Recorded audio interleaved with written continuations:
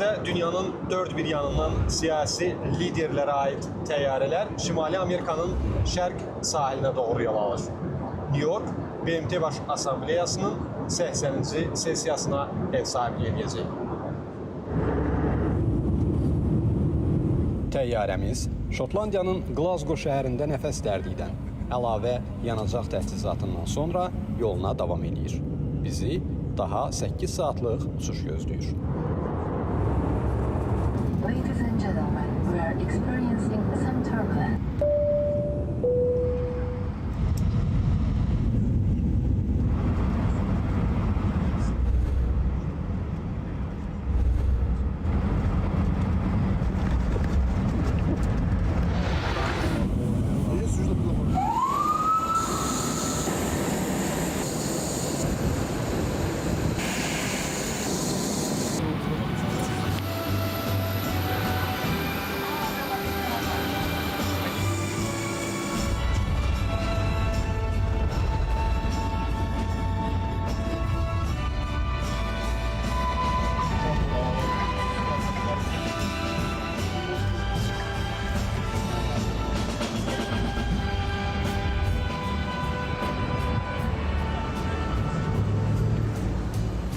Ötən ayın əvvəllərində Vaşinqtonda səfərdəydik, bugün isə New Yorkdayıq və bu əslində Vaşinqton və New Yorku müqayisə etmə imkanı yaradır.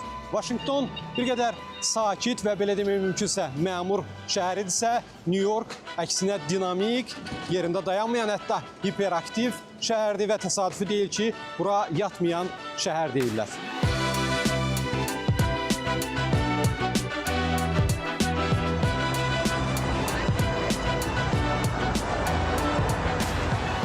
Şübhəsiz Avropalılara Kolumba qədər də Amerikada aborigen əhali yaşayırdı, min illərdir yaşayırdı. Kolumb isə Amerika torpaqlarını yalnız Avropalılar üçün kəşf etdi.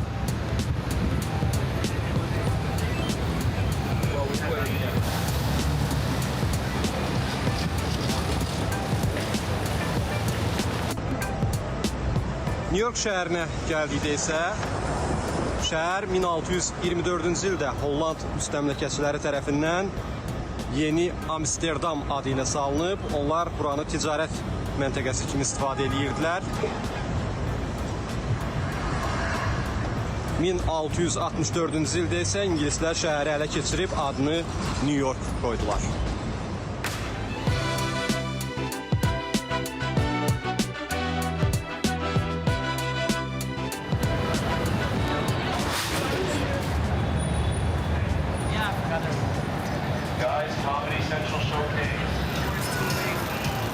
God doesn't even promise me tomorrow. Hallelujah. But if I were to die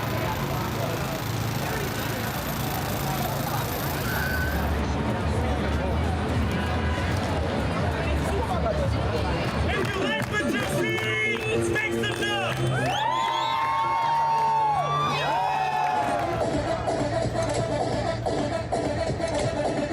Əyləncə həvəskarlarını isə BMT Baş Assambleyasının gündəliyi maraqlandırmış.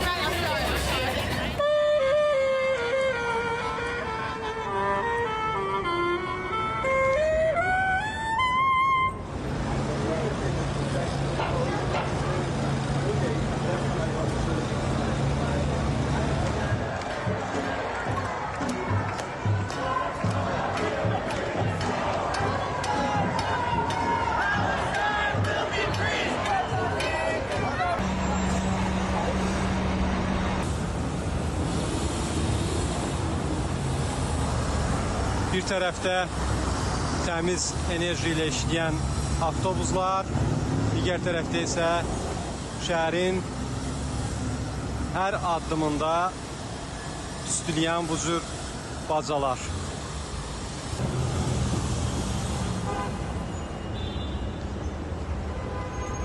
Rusiya ilə kəskinləşən münasibətlərə rəğmən Rusiya çay evi fəaliyyətini davam elətdirir.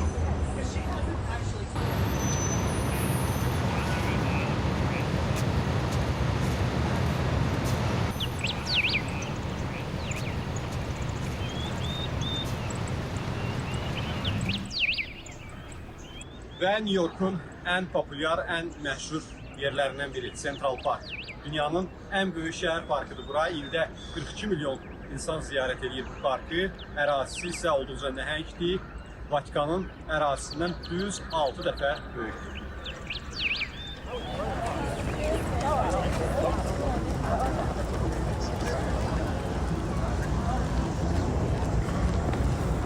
BMT-nin siyasi gündəliyi sıravi Amerikalının diqqətini ənənəvi bayramlarından yayındıra bilməz.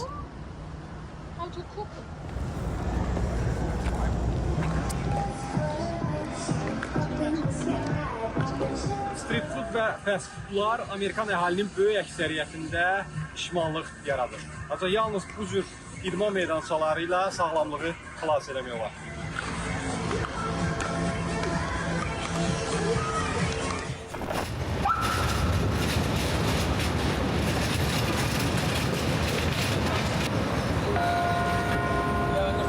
New York həm də ən çox din müxtəlifliyinə malik olan şəhərlərdən biridir. Burada kilsələrə, məscidlərə, sinagoglara rast gəlmək mümkündür.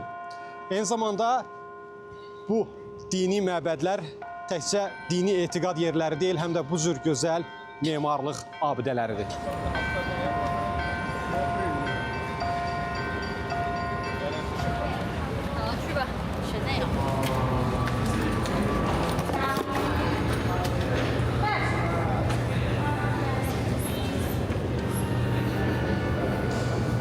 Kilsə belə görünür ki, təkcə dini ibadət yeri yox, həm də turistlərin ziyarət etdiyi məkanlardan biridir.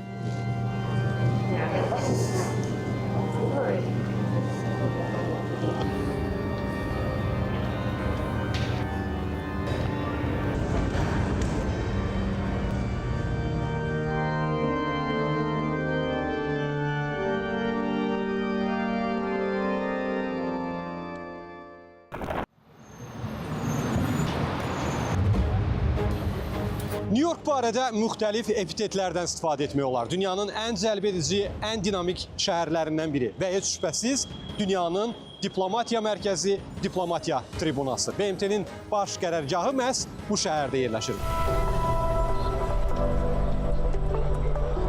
39 mərtəbədən ibarət 154 metr hündürlüyündə BMT binası 1949-cu ildə tikilməyə başlanılıb və 1952-ci ildə binanın tikintisi sona çatdırılıb. Bu bina New Yorkda yerləşsə də BMT-nin hüquqi ərazisi hesab olunur.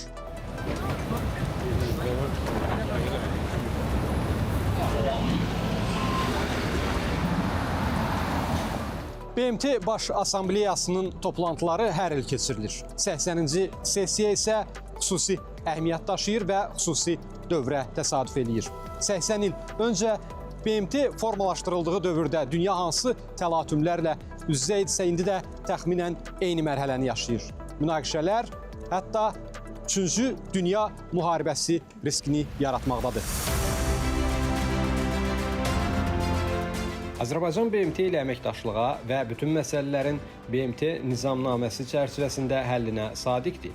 Ölkəmizin BMT-nin müxtəlif strukturları ilə əməkdaşlıq əlaqələri mövcuddur. Eyni zamanda rəsmi Bakı BMT-də islahatların tərəfdarıdır.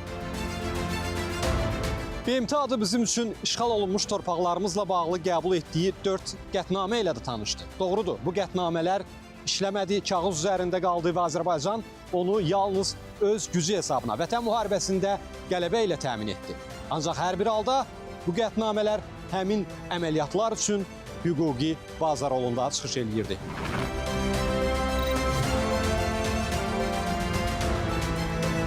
BMT ilə əməkdaşlığın ən yaxşı nümunələrindən biri heç şübhəsiz ötən il ölkəmizin ev sahibliyi etdiyi BMT-nin İqlim Dəyişiklikləri Samiti COP29 idi.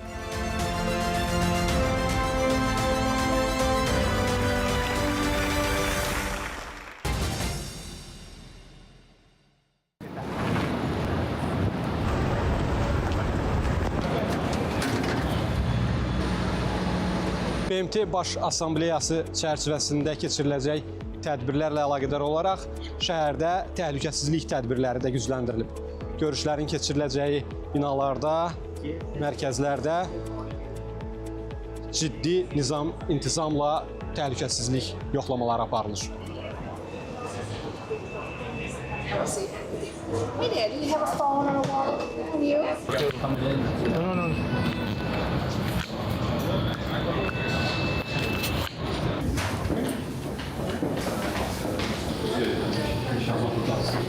Prezident İlham Əliyevin BMT Baş Assambleyası çərçivəsində bir sıra iki tərəfli görüşləri də nəzərdə tutulur. Həmin görüşlərdən bəziləri məhz bu otaqda keçiriləcək.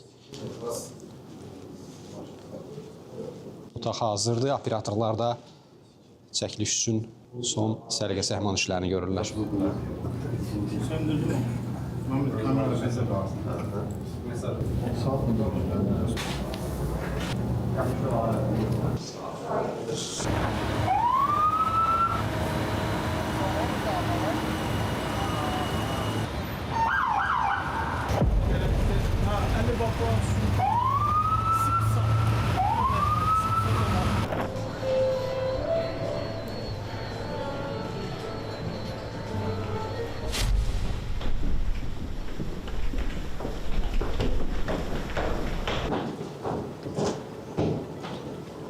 Prezident İlham Əliyev iki tərəfli görüşlərdə iştirak məqsədi ilə görüş yerinə təşrif buyurur.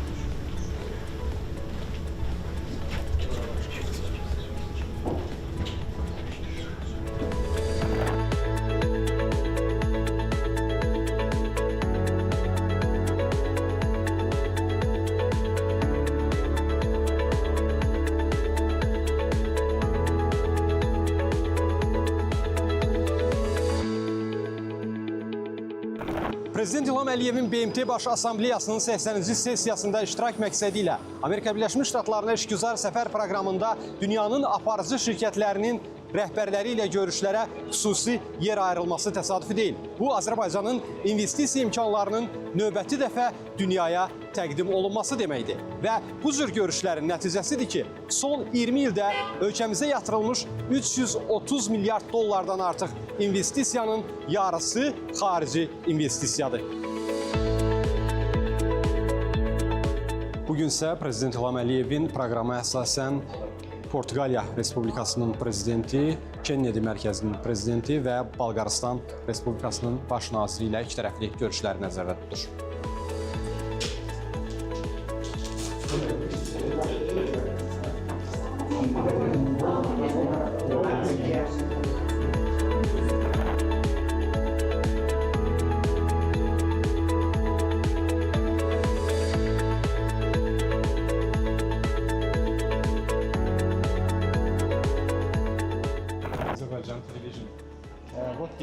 Bizim prezidentlə nəyi müzakirə etdiniz?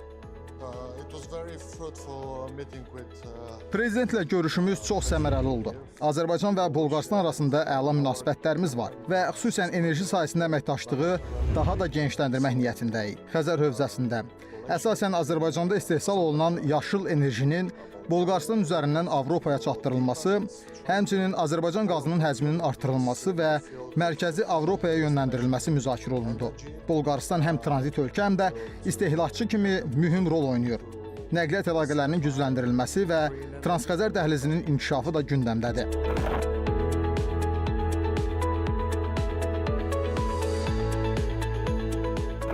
Biz real imkanlar və fürsətlər barədə danışıqlar apardıq. Mərkəzi Avropa və Asiya regionunda, məsələn elə Qırğızıstan və Özbəkistanda birgə layihələrin mümkünlüyünə toxunduq. Prezident Trumpla və hazırki Amerika Birləşmiş Ştatları administrasiyası ilə yaxşı münasibətlər inkişaf perspektivlərinin də genişlənməsi üçün böyük fürsətlər yaradır. Azərbaycan həm də investor ölkə kimi çıxış edir. Dünyanın müxtəlif ölkələrinə müxtəlif sahələrdə investisiyalar yatırır. Məsələn, Neft Fondu tərəfindən Amerika Birləşmiş Ştatlarına dünyanın ən böyük iqtisadiyyatına sahib olan ölkəyə 16 milyard dollardan artıq investisiya yatırılıb. IT, müxtəlif texnologiyalar, logistika, daşınmaz, əmlak, tikinti və sair sahələrdə və bu, əslində Azərbaycanın neftdən əldə etdiyi gəlirlərin şaxələndirilməsi ilə bağlı siyasətini nümayiş etdirir.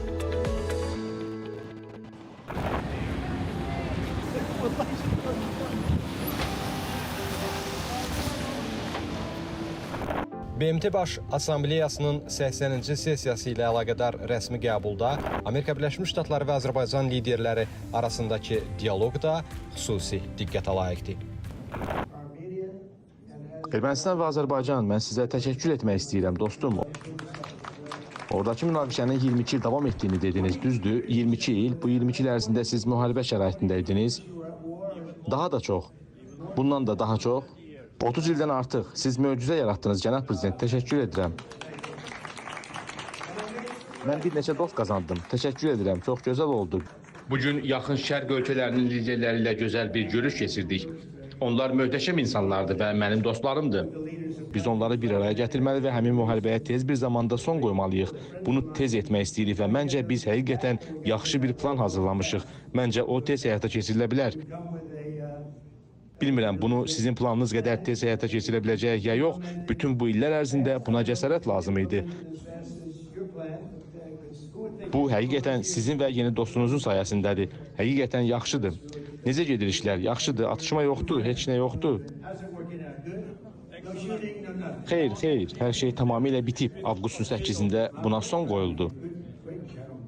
Mən sizinlə həqiqətən fəxr edirəm. Siz çox gözəl insansınız. Mən bu zalda olan bəzilərinizlə görüşmüşəm, bir çoxunuzu yaxşı tanıyıram. Siz möhtəşəm insanlarsınız. Siz ən yüksək səviyyəli liderlərsiniz. Sizin gördüyünüz işlər möhtəşəmdir. Düşünün, ölkələrinizin milyonlarla əhalisi var və siz bu ölkələrə uğurla rəhbərlik edirsiniz.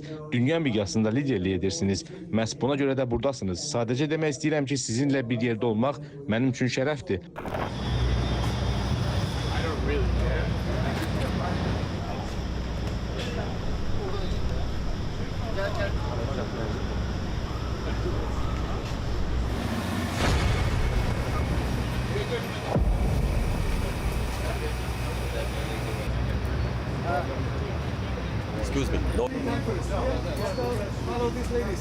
BMT Baş Assambleyasının 80-ci sessiyasını işıqlandırmaq məqsədilə yaradılmış media mərkəzinə keçirik. Jurnalistlər təhlükəsizlik yoxlamalarından keçdikdən sonra bu mərkəzə daxil olur.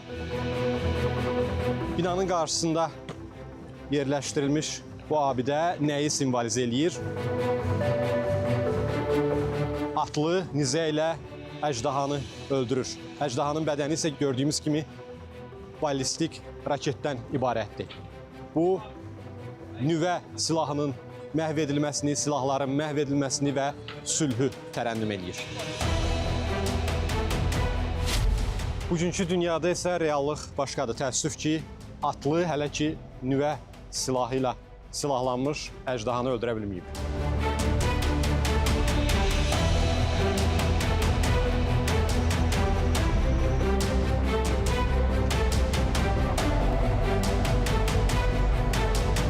Və BMT binası qarşısında düyünlənmiş silah, sülhü və zorakılığa qarşı mübarizəni simvolizə edir. BMT baş qərargahının həyətində ucaldılmış bu abidə Yamaykalı memar Rodney Leonun əl işidir. 2015-ci ildə açılışı olmuş bu abidə qul əməyindən əziyyət çəkmiş insanların ruhuna ehtiramı və qul əməyinə etirazı özündə ehtiva edir.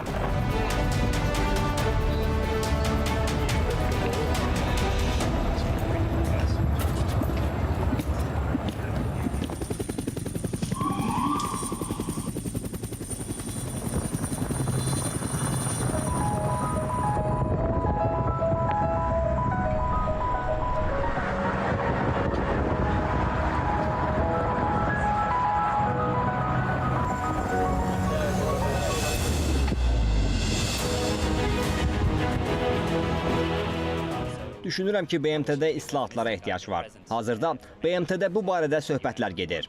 Təşkilatın bir sıra çətinlikləri var. BMT rəsmiləri ilə söhbətlərdən aydın oldu ki, bu qurum xüsusilə böyük maliyyə çətinlikləri ilə özləşib. Buna görə də BMT-nin islahatlara çox ehtiyacı var. Hazırda münaqişələrin artması soyuq müharibə dövründə olduğu kimi bu problemin həllinə mane olur.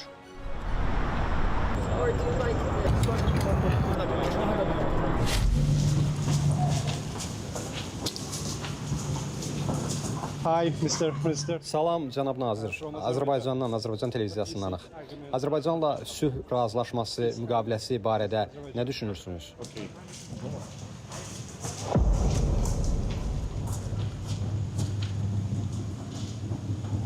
Təəssüf, Ermənistan Xarici İşlər Naziri Ararat Mirzəyan Azərbaycanla sülh razılaşması istiqamətində gedən proses barədə sualımıza cavab vermək istəmədi.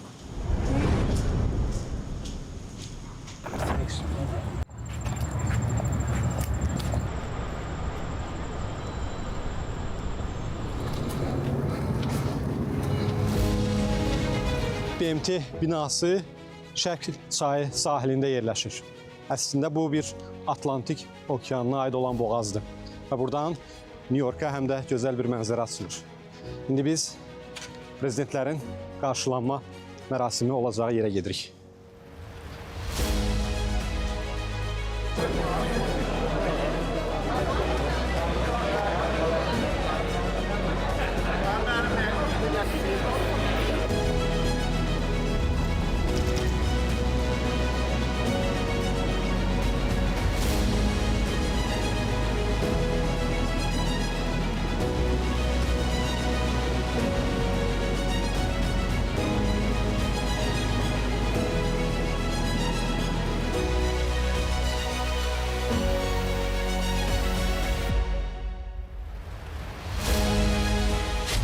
Yüksək səviyyəli həftə çərçivəsində dünyanın 150-yə ölkəsindən dövlət və hökumət başçıları New Yorkda bir çox məsələləri diqqət mərkəzində saxlayırlar. Müzakirə masasında sülh və təhlükəsizlik, dayanıqlı inkişaf məqsədləri, süni intellekt və texnologiyaların inkişafı və onun törətdiyi risklərin aradan qaldırılması, BMT-də islahatlar təbii ki, bu olduqca vacibdir. Bugünkü çağırışlar Təhlükəsizlik Şurasının tərkibinin genişləndirilməsi və digər məsələlər diqqət mərkəzindədir.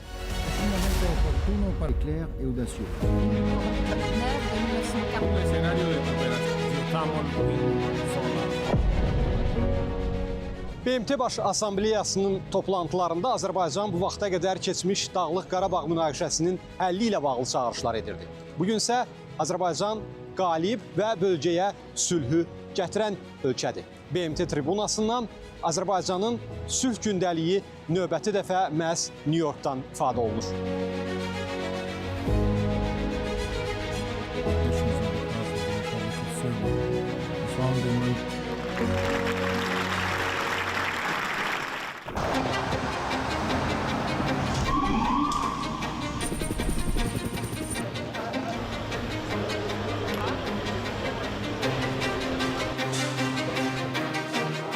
Baş Assambleya sessiyası çərçivəsində keçirilən tədbirləri işıqlandırmaq məqsədi ilə New Yorkda 100-ə qədər ölkədən media nümayəndələri də onlar üçün yaradılmış media mərkəzində və onun kənarında iş başındadılar.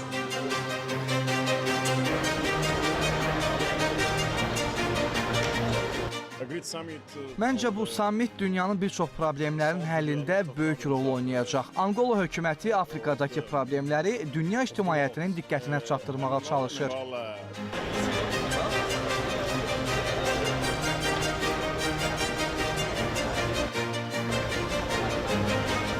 Bu platforma bütün beynəlxalq təşkilatların təşəbbüslərinin təşviqi üçün bir vasitədir. Çünki bilirik ki, dünyada müharibələr gedir. Ümid edirəm ki, bu tədbir daha çox dialoqa və çıxış yolu tapmağa imkan yaradacaq. Məncə, Birləşmiş Millətlər Təşkilatı insanları cənnətə aparmaq üçün deyil, onları cəhənnəmdən xilas etmək üçündür.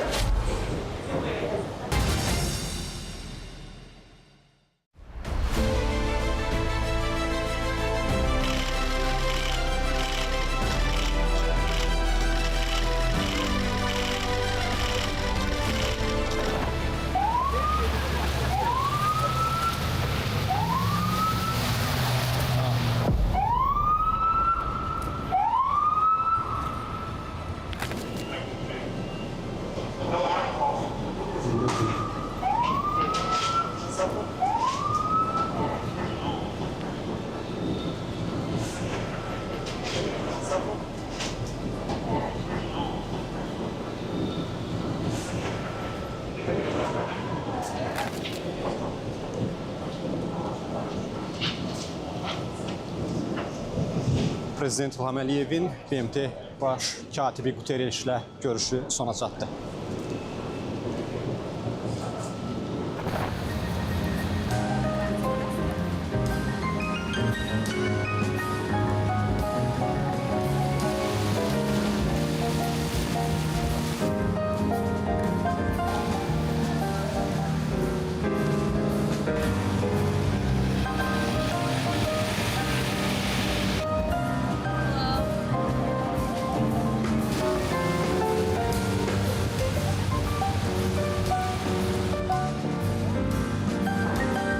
BMT-nin baş qərargahı ilə üzbəüz Türkiyevi yerləşir. Bu nəhəng binanın New Yorkun göbəyində.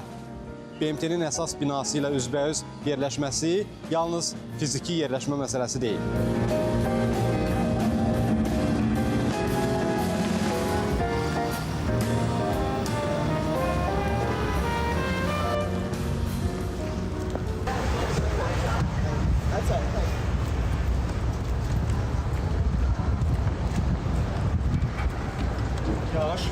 Yağış azalcıq səngidə, amma davam edir. BMT bir çox məsələlər kimi deyəsən bu yağışı da nəzərə almayıb, çətirlər yoxdur və indi media mərkəzinə çatmaq üçün xeyli yol qət eləmək lazım gələcək.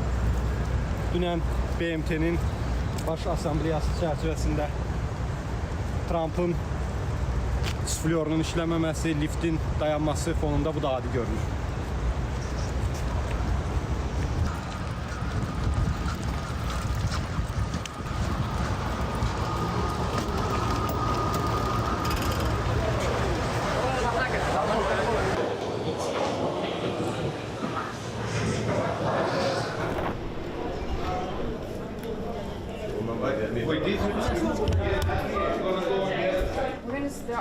Azerbaijan. You make a left? Is someone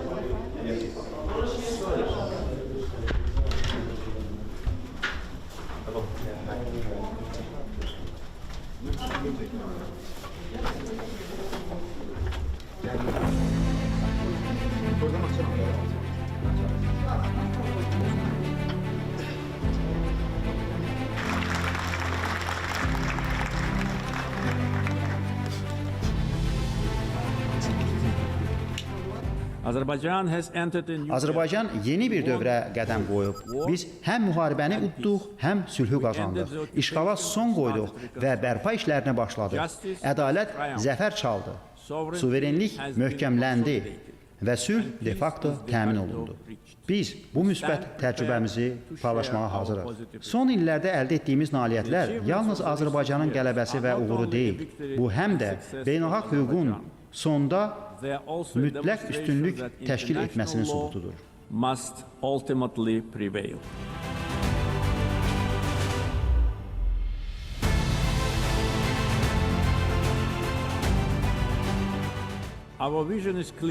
Bizim baxışlarımız aydındır. Bunlar beynəlxalq hüquqa əsaslanan sülh və inkişaf, dövlətlərin daxili işlərinə qarışmama, qarşılıqlı hörmət və əməkdaşlıqdır. Gəlin birlikdə ikili standartların aradan qalxdığı, ədalətin selektiv olmadığı, qanunun aliyinə hörmət edildiyi, sülhün təkcə sözlərlə deyil, əməli işlərlə təmin olunduğu bir dünya quraq. Təşəkkür edirəm.